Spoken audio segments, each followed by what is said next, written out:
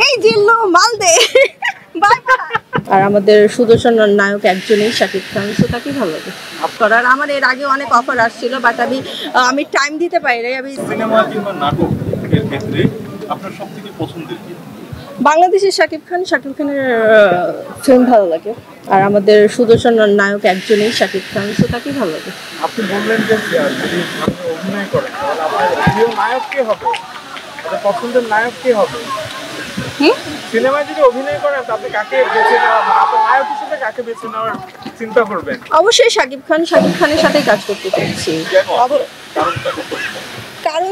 কারণ আমাদের বাংলাদেশে তো একটাই হিরো শাকিব খান, তো সবাই চাইবে তার সাথে কাজ করার। আমার এর আগে অনেক অফার আসছিল, বাট আমি টাইম দিতে পারি নাই। আমি দেখা গেল যে যখন শুটিং হয় তখন আমি ইউরোপে আছি, তো এই জন্য আমার কাজটা হয় না।